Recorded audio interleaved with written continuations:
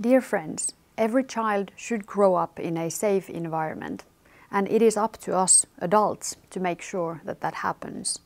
Today this environment has become increasingly virtual, and that's why it is our job to ensure that the internet is also a safe and pleasant place for children.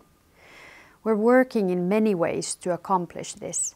The government has outlined that Finland will be a more child-friendly and family-friendly country, where the well-being of children and young people is a priority. One of our most important projects to strengthen the well-being of children and families is to create a national child strategy, which is based on the United Nations Convention on the Rights of the Child. The child strategy is currently under consideration in the Parliament. It will create a sustainable and long-term vision of Finland in which every child can benefit from a good environment and a good life. Organizations will also play an important role in this work. It is intolerable that many children experience violence. It does not matter whether this abuse is physical or mental. We must intervene more quickly in any case. It must be our goal to prevent such situations. There is no place for violence against children in a welfare state. That's why one of the most important objectives of the child strategy is to protect children from all forms of violence. However, this is only one part of the work that many different authorities and organizations do to promote the rights and well-being of children. In Finland, the Ministry of Social Affairs and Health coordinates and organizes some of the measures to prevent crimes against children through the Action Plan on Non-Violent Childhoods. In future, the Ministry will use the multiprofessional Barnahus model, which may well be expanded later to cover the whole country. In these projects, strengthening multiprofessional cooperation is a key component. The significance of extensive cooperation has been recognized at all stages of crime and other inappropriate treatment in Finland. It is particularly important that different authorities can cooperate effectively if a child, despite all the measures taken to prevent abuse, becomes a victim of a violent crime. Only through smooth and efficient cooperation can we ensure that victims receive all the help that they need. I am pleased to say that the extensive online safety campaign under the leadership of the organization Protect Children is a timely and relevant step towards a world which pays more attention to the interests of children and a safe environment. To me, this campaign is a fine example of how organizations are closely involved in building a more child-friendly and family-friendly Finland. Some time ago, I read an article about parents' responsibility in making sure their children use information technology safely. In addition to urging parents to monitor their children's mobile phones, the article asked parents to teach and advise their children about the use of the devices. The education and advice did not relate to the use of video conferencing or email, something that we adults are used to reading about. Instead, the article focused on the dangers and risks that children face online every day.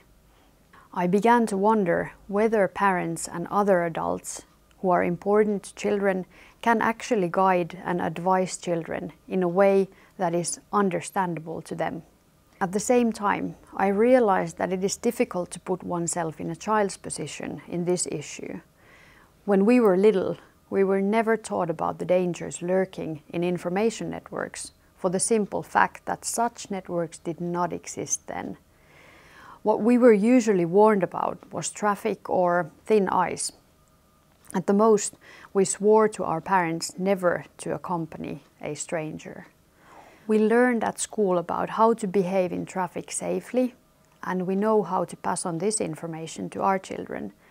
However, it is much more difficult to combat ruthless international cyber criminals and the many forms of abuse, or to identify the different consequences of online crime.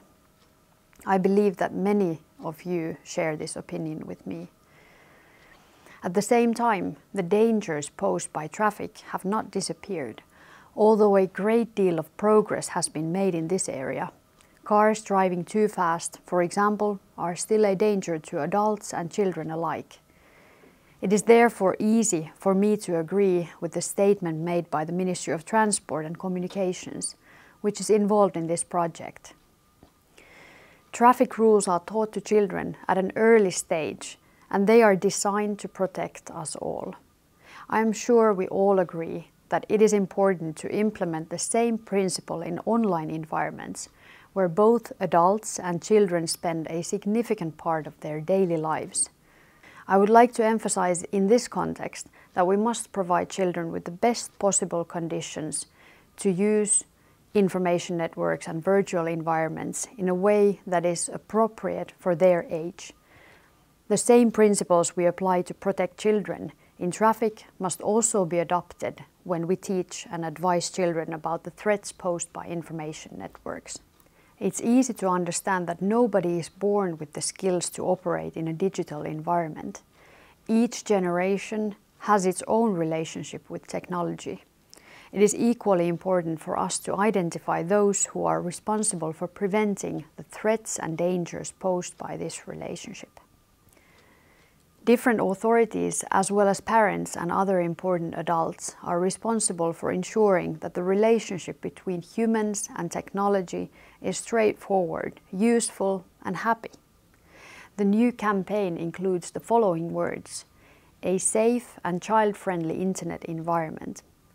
Our world is becoming increasingly digital, and it offers great opportunities for learning, play, and community, and for work and Finland's success too.